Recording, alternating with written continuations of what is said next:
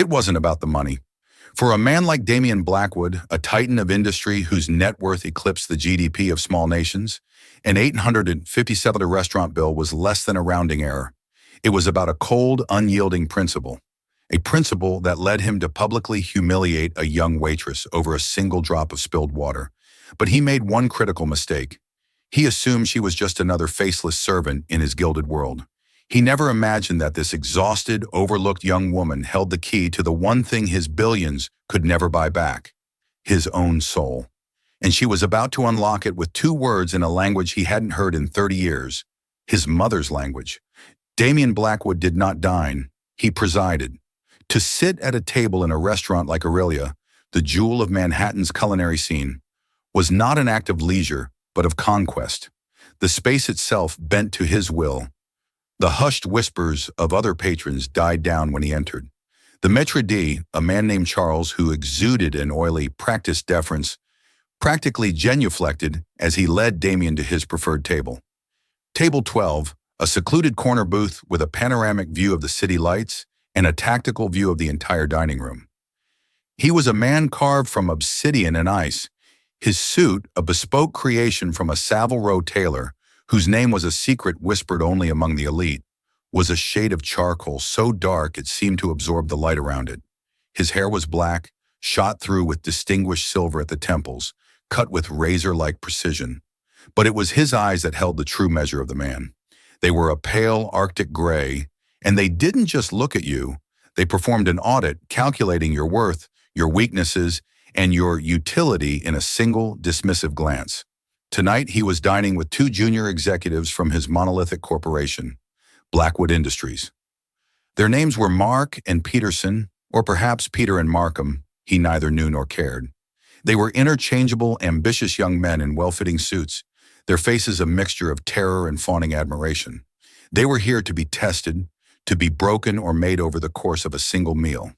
The Q4 projections for the Latin American Solar Division are conservative, Damian stated, not looking at either man. His gaze was fixed on the condensation trailing down his glass of still water. He didn't ask questions. He delivered verdicts. "Sir, we factored in the political instability in," Mark began, his voice a half octave too high. Damian held up a single manicured finger. The motion was small, almost imperceptible, but it silenced the man as effectively as a gag. "Instability is a synonym for opportunity. Your projections show a failure of imagination. Rectify it." "Yes, Mr. Blackwood," both men mumbled in unison, shrinking in their seats. The rest of the meal proceeded along these lines. It was less a dinner and more a vivisection of their careers. Damian ate with a detached, mechanical precision, his palate so refined that he could detect the slightest imperfection. The seared foie gras was a degree too cool in the center. The microgreens on the pan-seared scallops were arranged with insufficient symmetry. He didn't complain. He simply made a mental note. Imperfection was a virus, and he was vigilant about containing its spread. He saw the world as a complex machine. Most people were simply faulty cogs, inefficient, emotional, and prone to error. His own life was a testament to the ruthless elimination of such flaws. He had clawed his way up from an impoverished, forgotten background he had long since buried, propelled by a singular, burning ambition. He had shed his past like a snake sheds its skin, erasing every trace of the hungry boy with a thick accent who had arrived in this country with nothing. He had no family to speak of, no real friends, only assets and liabilities. His mother, the last link to that old world, was long dead. He had paid for the finest care, the best doctors, but he had not been there at the end. Business, as always, had called. As the main course plates were being cleared, the incident happened. It was so minor that a normal person would not have even registered it. A young waitress, moving with quiet efficiency, reached for his water glass to refill it. As she poured from the heavy glass bottle, a single errant drop escaped the stream. It arced through the air and landed with a faint tick on the polished screen of his smartphone, which lay face up beside his plate. The world did not stop. The conversations around them did not cease. But at table 12, the temperature dropped by 20 degrees.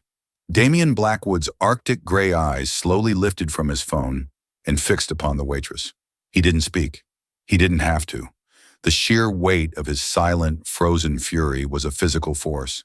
The two young executives froze, their forks halfway to their mouths.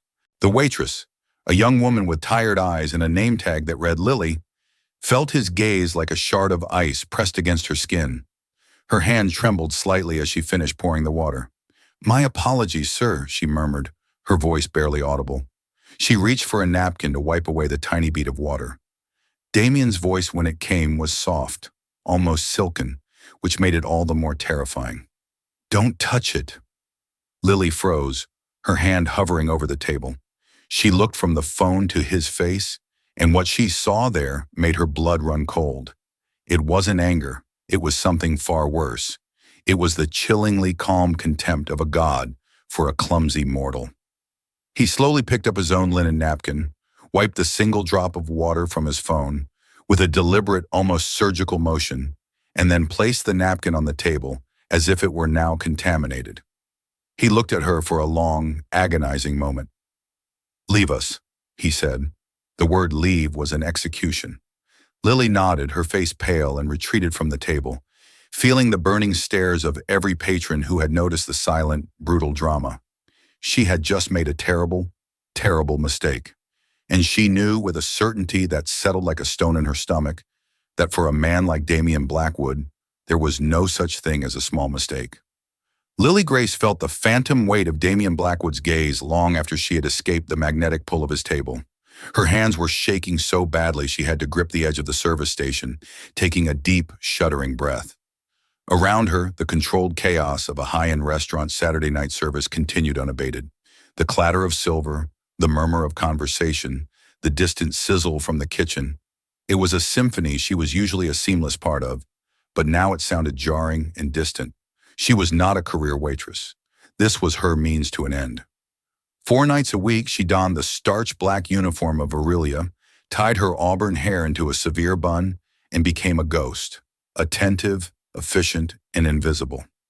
The rest of her time was spent in the dusty libraries of Columbia University, where she was 3 years into a grueling linguistics doctorate. Her focus was on endangered Uralic languages, a passion inherited from her late grandmother, a formidable woman who had fled Hungary during the 1956 uprising and had filled Lily's childhood with sad, beautiful songs and stories in a language that felt like home. Her work at Aurelia paid her rent on a shoebox apartment in Washington Heights and funded her research. It was a draining existence. The physical exhaustion of being on her feet for 10 hours was matched only by the mental exhaustion of constant code switching, from academic discourse on phonological shifts to debating the merits of the Cabernet Sauvignon versus the Merlot with a hedge fund manager who wouldn't know the difference anyway. She was good at her job because she was a good observer. She could read a table in seconds. The nervous young couple on a first date, the boisterous business celebration, the quiet, somber anniversary of a widowed regular. She learned to anticipate needs before they were spoken, to navigate the complex egos of the city's elite with a blend of humility and unshakable competence. But Damien Blackwood was different. He wasn't a person. He was a weather system, a low-pressure zone of absolute power that warped the atmosphere around him. From the moment he'd walked in, she'd felt it. She'd seen how his 2 young companions flinched when he moved, how the usually unflappable Charles, the maître d', scurried around him like a nervous courtier. Serving him was like trying to disarm a bomb. Every movement had to be perfect, every gesture flawless, and she had failed. 1 drop of water. Charles appeared at her elbow, his face tight with anxiety. "What happened, Lily?" A drop of water spilled on his phone when I was pouring," she whispered, her throat tight. Charles closed his eyes for a second, a pained expression crossing his face.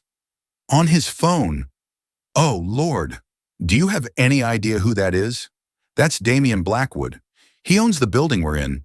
He probably owns the company that made the water bottle. He could buy this restaurant and turn it into his personal shoe closet on a whim." "I apologize," Lily said, her voice small. "Apologies don't work on him," Charles hissed, straightening his tie nervously. "He operates on a different plane. Just stay away from that table. I'll have Thomas handle them for the rest of the night. We'll just pray he doesn't mention it in his review. A bad word from him could sink us. Lily nodded, feeling a hot flush of shame and fear. Getting fired from Aurelia would be catastrophic. It wasn't just the money, it was the network of under-the-table catering gigs and event work that came with it. Losing this job could mean the end of her PhD. The weight of her student loans, her rent, her grandmother's lingering medical bills, it all pressed down on her. All because of a single, impossibly significant drop of water. For the next hour, she moved through her other tables in a daze. She smiled, she took orders, she described the dessert specials, but her mind was elsewhere. Her eyes kept darting back to table 12. She watched as Thomas, the most senior waiter, approached with the cautious deference of a man entering a lion's cage. He cleared their dessert plates, offered coffee. The two executives looked miserable, their faces pale under the restaurant's soft lighting. Damian Blackwood remained impassive, a marble statue of a man, occasionally glancing at his phone, his thumb swiping across the now pristine screen. Lily knew the moment of truth was coming. The check. She watched Thomas present the leather-bound bill folder.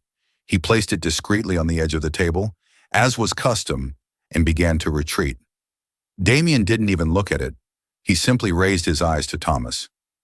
"There seems to be a misunderstanding," he said, his voice carrying across the now quieter dining room. Thomas paused, confused. "Sir?" "I won't be paying this," Damian stated. It was not a request or a negotiation. It was a declaration.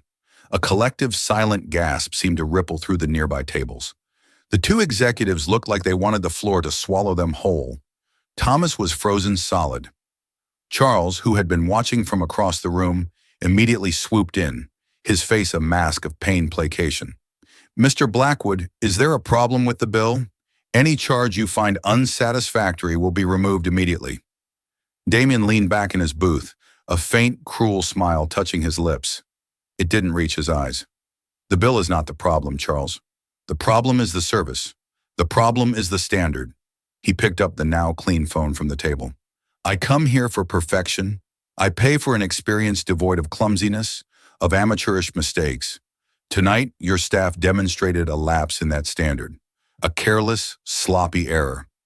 He glanced in Lily's direction, and though he didn't point, everyone knew exactly who he was talking about. "I do not reward incompetence. It is a matter of principle." The humiliation was a physical blow.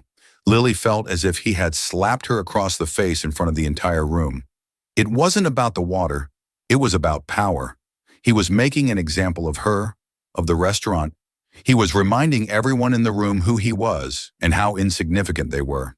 "Sir?" Charles stammered, his professional veneer cracking. "It was a minor accident. The girl is new, she—" "Do not make excuses for her," Damian cut in, his voice like chipping ice. "Excuses are the currency of failure.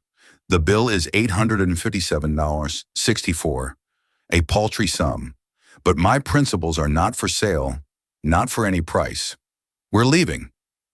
He stood up, his tall frame commanding the space. The two executives scrambled to their feet, avoiding eye contact with anyone. Damian Blackwood adjusted his cufflinks, gave the room one last, dismissive glance, and began to walk toward the exit.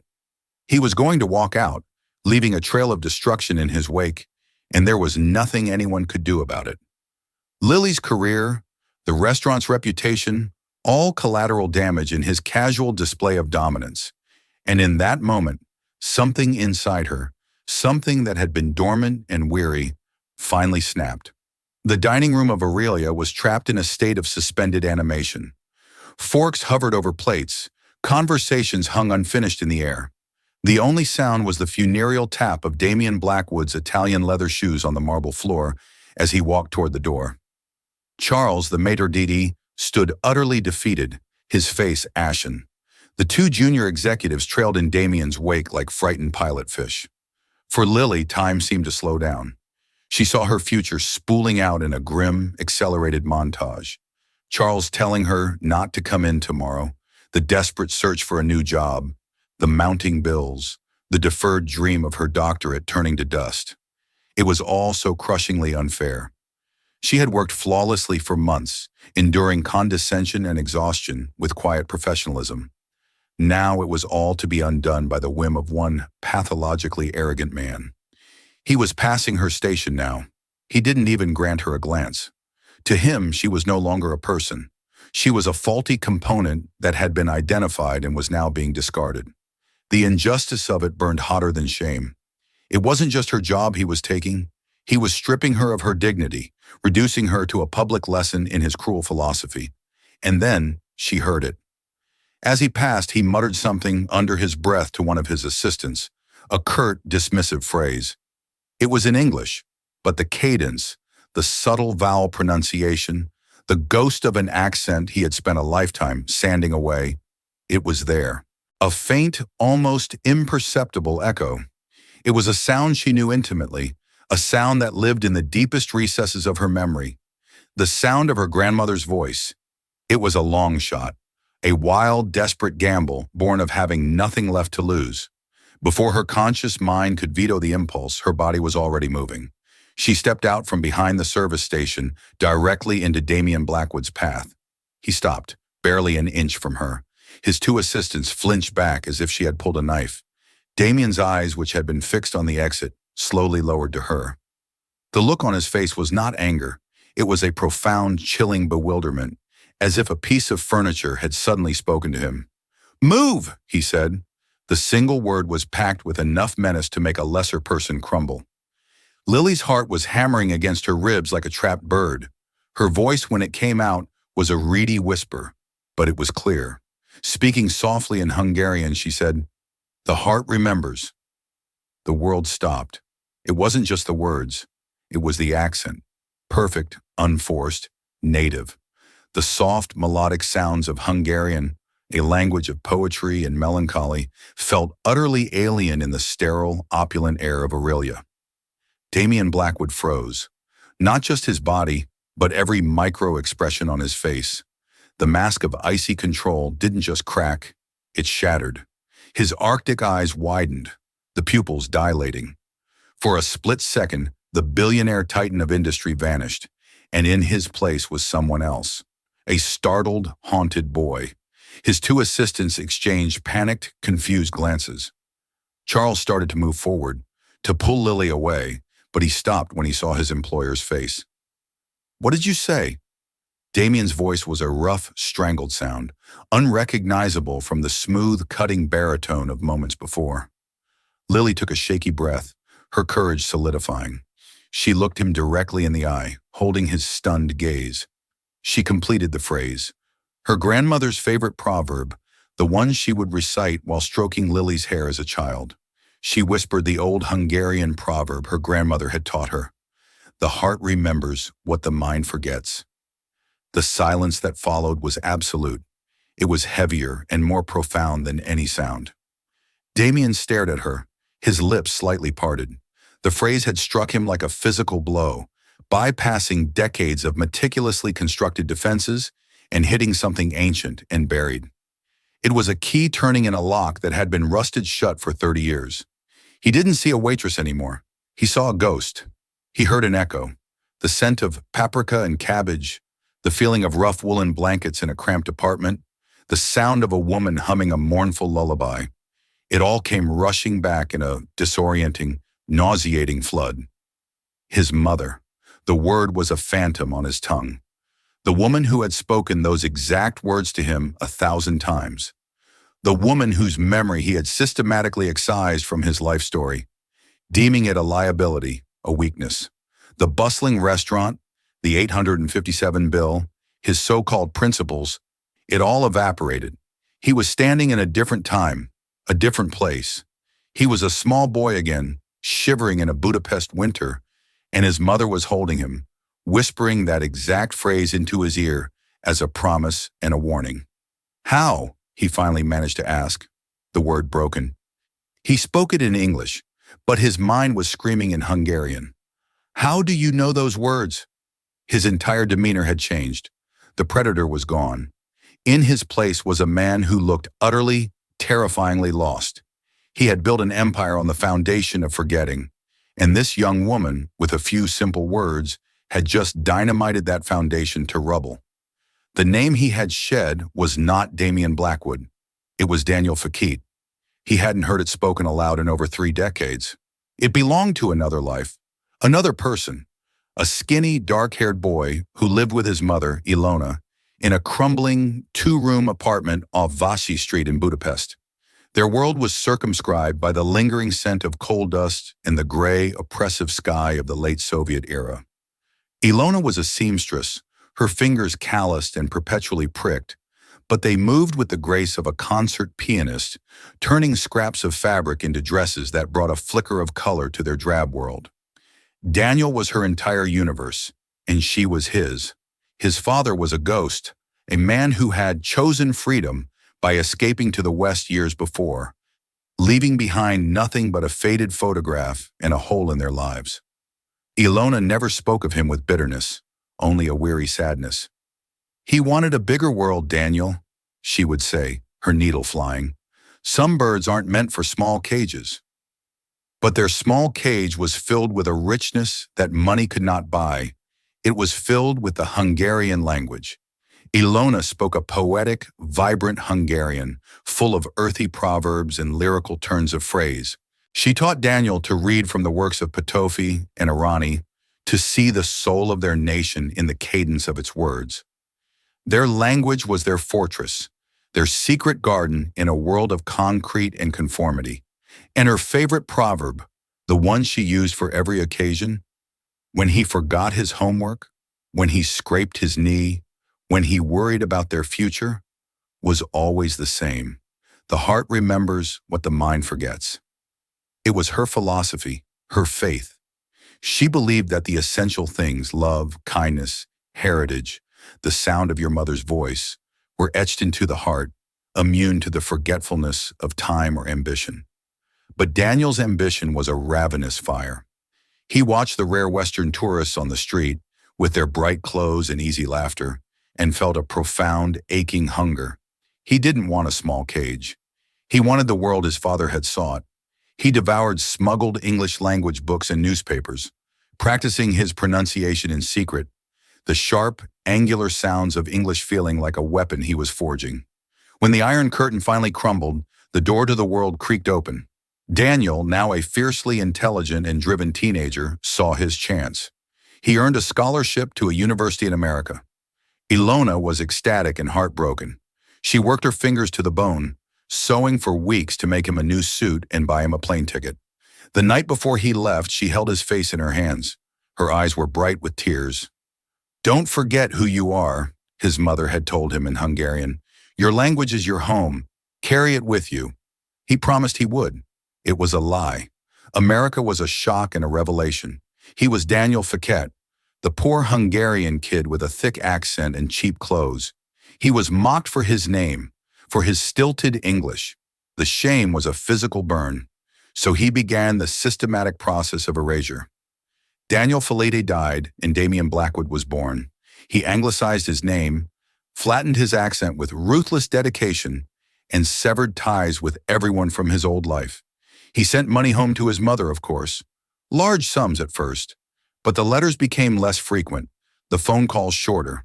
Her loving, rambling Hungarian felt like an anchor, holding him back from the sleek, fast-paced world he wanted to conquer. He would answer her in English, his voice cool and distant. He could hear the confusion and hurt in her voice, but he ignored it. It was a necessary sacrifice. The last time they spoke, she was ill.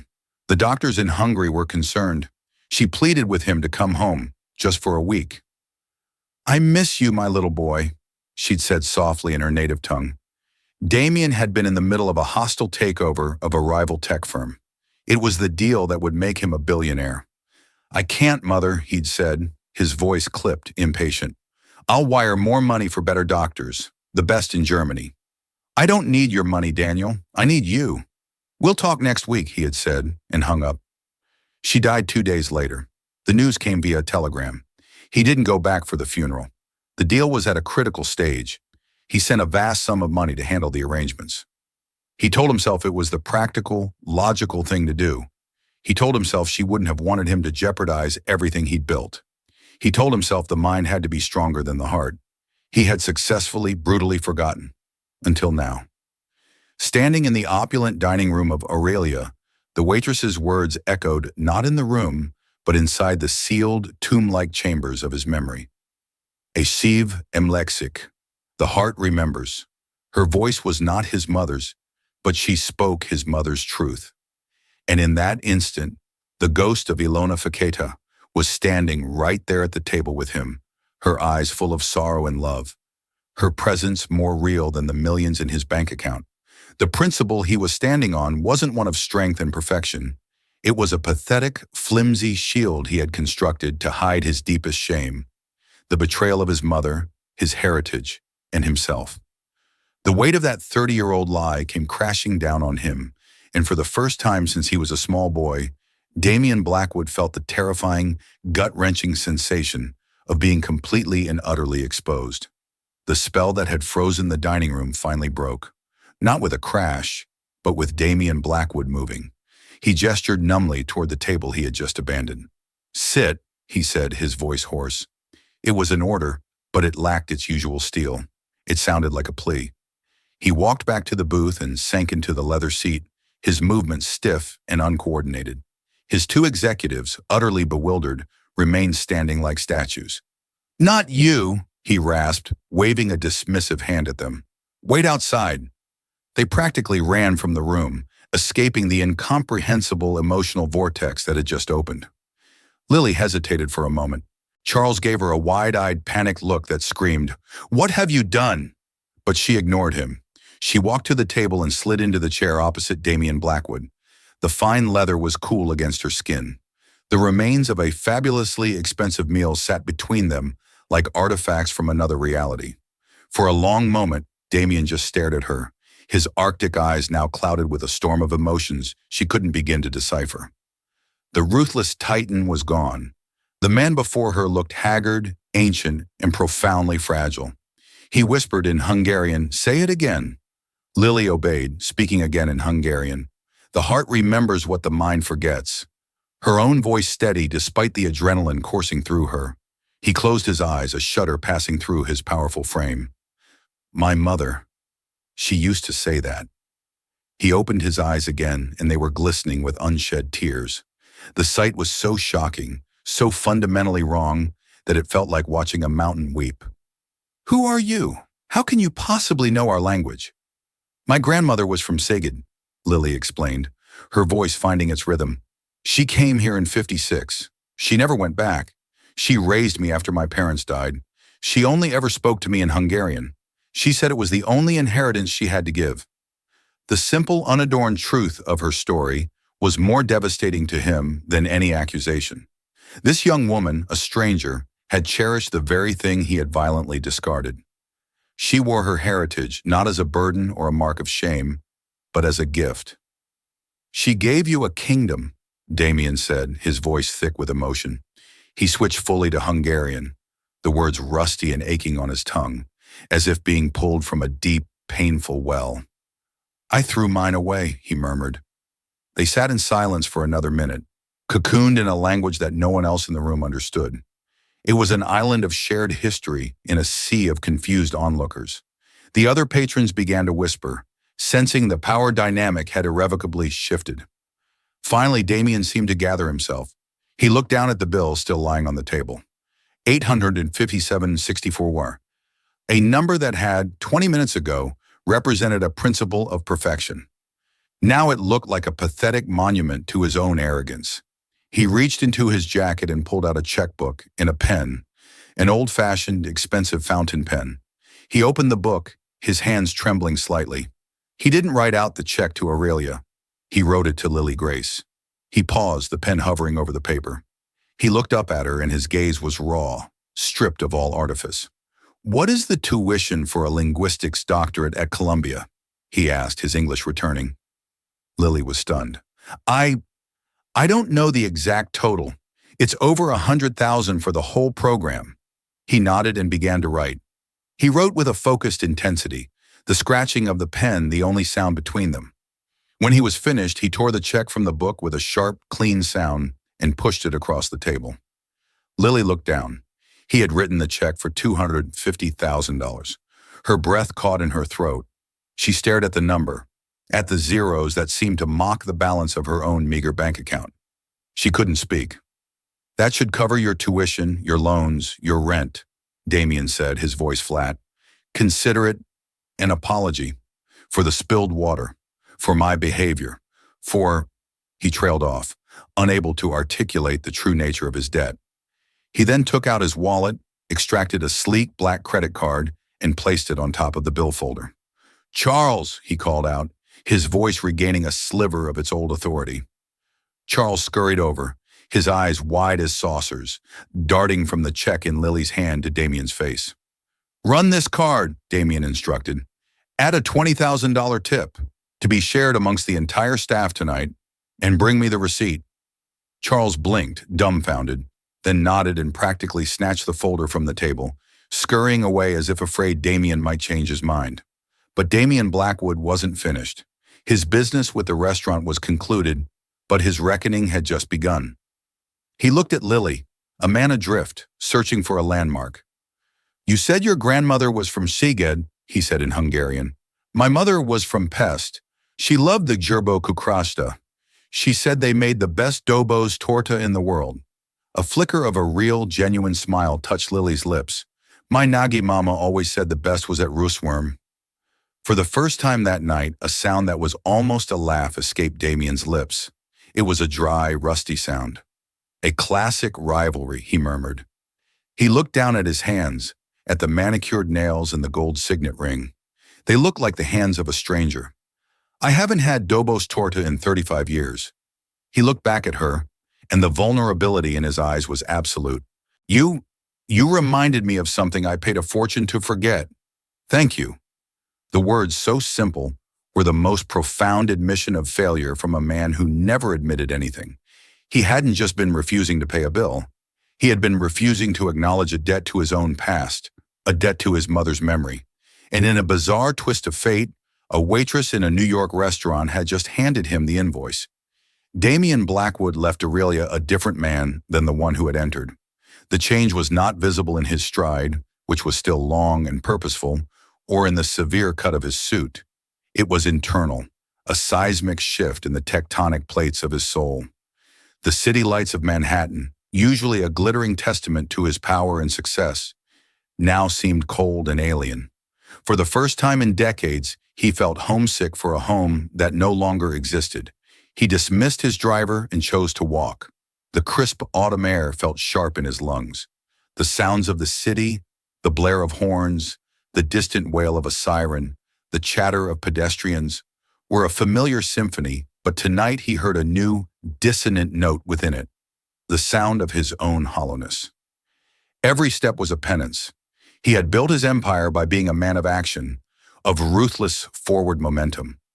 Looking back was a weakness he could not afford, but now the past was all he could see. The memories unlocked by Lily's voice played in a relentless, vivid loop. His mother's hands kneading dough for langos, the sound of her laughter as they danced in their tiny living room to a crackling radio, the smell of her cheap perfume, the unbearable pain in her voice during that final, truncated phone call. He had told himself that providing for her was the same as loving her. He had believed that success was the only apology his impoverished past required. He saw now the profound, arrogant lie in that equation. He had given her money, but he had withheld himself. He had built a fortress of wealth around a vacant heart. He stopped in front of a darkened storefront, looking at his own reflection in the plate glass. The man staring back was a stranger. Damien Blackwood, the Titan, the shark. The name whispered with fear and awe on Wall Street. Where was Daniel Fouquet, the boy who loved poetry and Dobos torta? He had murdered that boy, buried him under a mountain of stock portfolios and acquisition deals. Lily's check, the $250,000, was not an act of charity. It was a desperate, clumsy attempt at atonement. He knew it wouldn't fix anything. It was like trying to patch a dam with a banknote, but it was a start. It was the first decision he had made in 30 years that wasn't dictated by profit, leverage, or power. It was an act of something else. Humanity, perhaps. The word felt foreign on his tongue. Back at the restaurant, Lily was the reluctant center of a quiet storm. After Damien left, the staff descended upon her, their faces a mixture of awe, confusion, and gratitude. The $20,000 tip was an unheard of windfall, a legend that would be told for years. "What did you say to him?" Thomas asked, his eyes wide. "It was like you cast a spell on him." Lily simply shook her head, the heavy check still clutched in her hand. "I just reminded him of home." Charles approached her, his demeanor completely changed. The anxious, sycophantic manager was gone. In his place was a man looking at her with profound respect. "Lily," he said quietly, "I was about to let you go. I was wrong. Whatever you did tonight, you may have saved this restaurant from a very powerful enemy, and you taught an old man a lesson." He gestured to the check.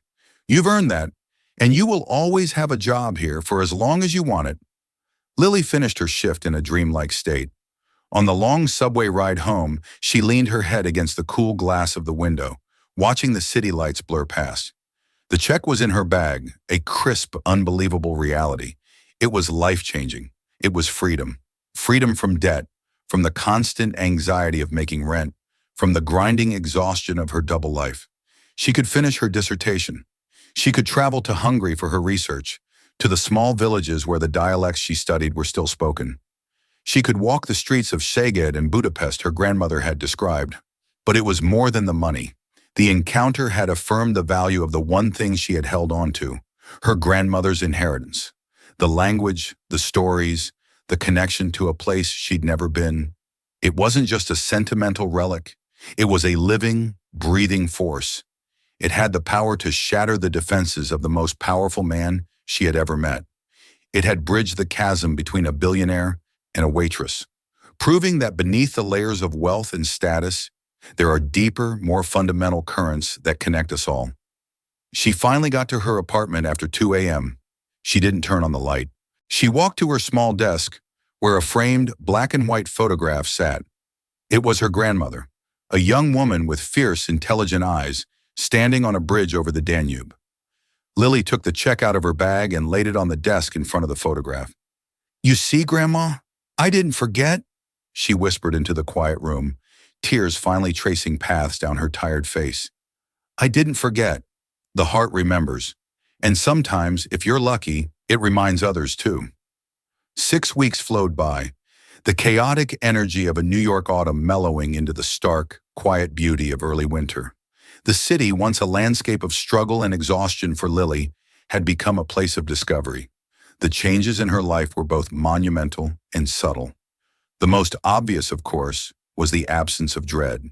She no longer woke to the jarring shriek of a 4:30 a.m. alarm, her body already aching in anticipation of a 10-hour shift. Instead, she woke with the gentle morning light, the scent of brewing coffee replacing the memory of stale subway air and industrial-strength cleaning fluid. Her days were now spent where she had always belonged, deep within the hallowed hushed halls of Columbia's Butler Library.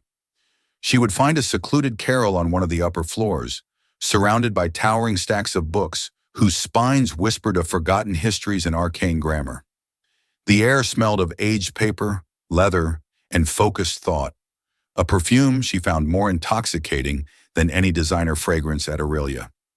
Her world, once a frantic juggling act between serving truffle-infused entrees and deciphering proto-Uralic verb conjugations, had found its serene, singular focus. The constant, low-grade hum of financial anxiety that had been the soundtrack to her life for years had finally gone silent. The check, which she still sometimes thought of as a dreamlike artifact, had not just bought her time, it had bought her peace. She immersed herself in her dissertation with a fervor that had been impossible before. Her research traced the phonological decay of specific Hungarian dialects in isolated émigré communities in Ohio and Pennsylvania. It was niche, painstaking work that most people would find mind-numbingly dull, but for Lily, it was a sacred act of preservation. In the subtle shifts of a vowel sound, in the stubborn survival of an archaic turn of phrase, she could hear the echo of her grandmother's voice. She was not just a scholar. She was a keeper of memories, an archivist of ghosts. Yet amidst this newfound peace, a question lingered. She often found her mind drifting back to that bizarre, theatrical night at the restaurant. She would think of Damian Blackwood, not the cold monster who had tried to ruin her, but the broken man who had emerged in his place. Was his transformation real? Or was it a fleeting moment of emotional crisis, a temporary crack in his formidable armor that had long since been welded shut?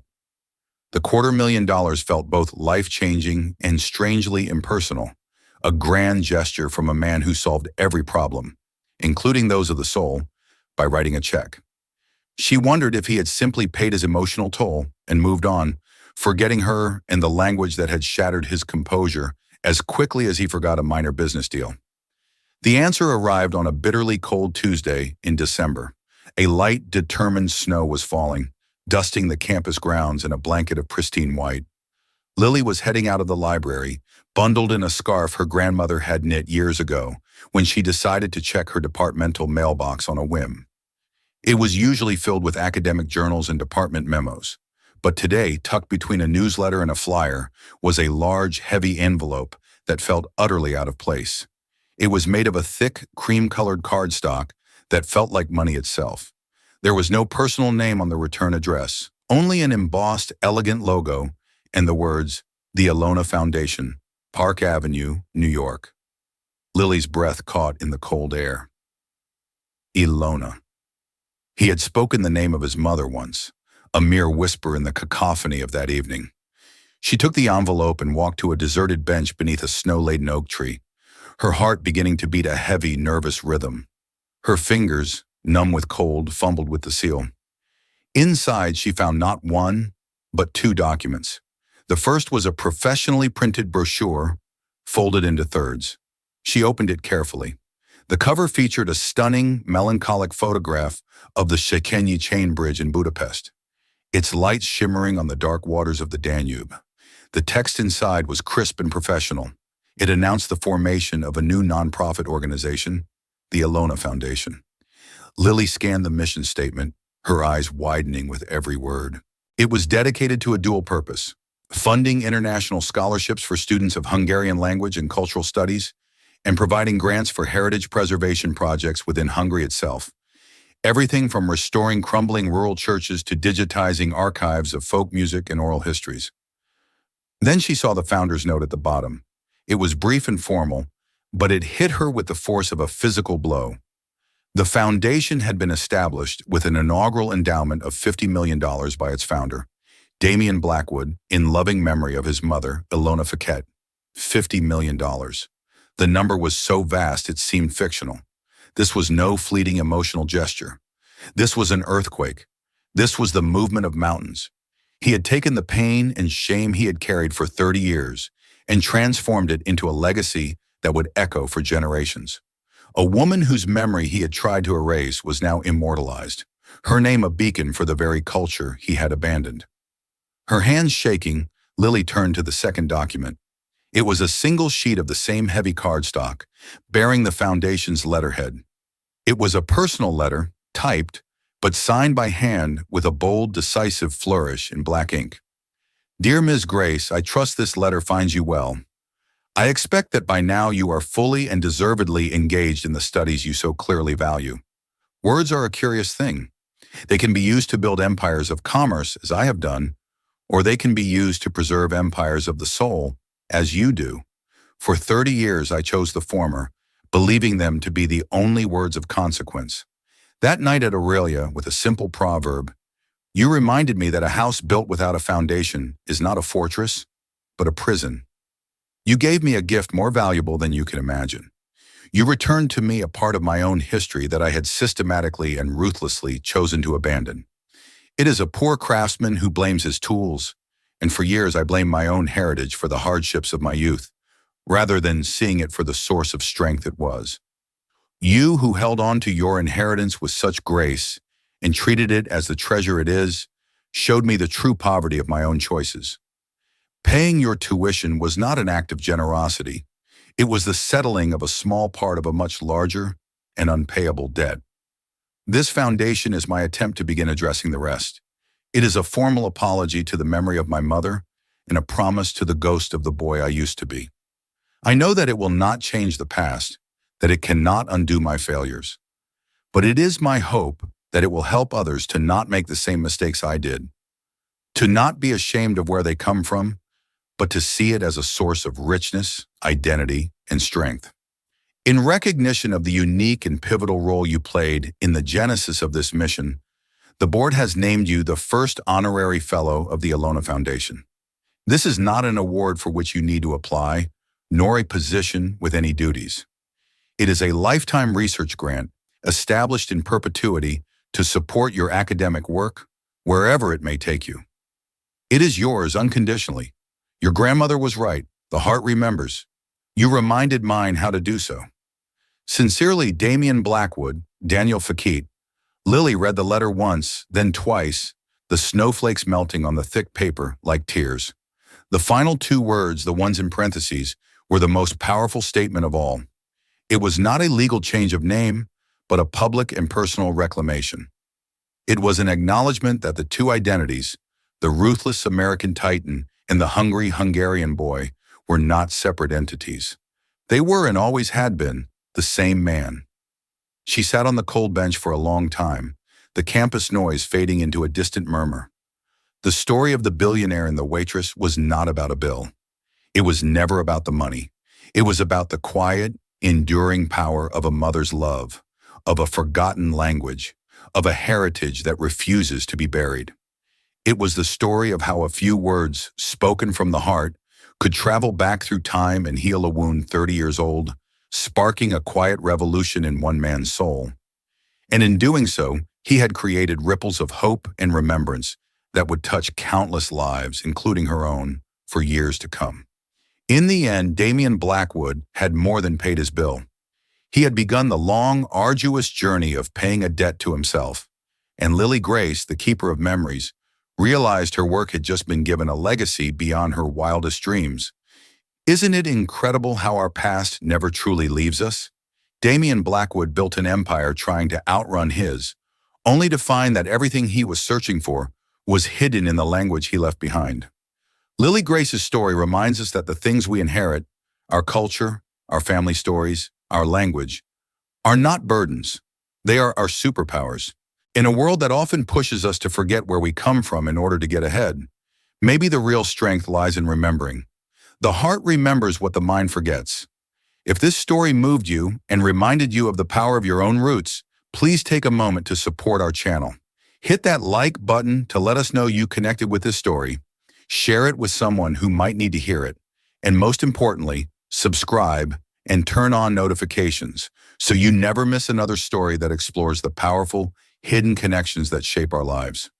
Thank you for listening.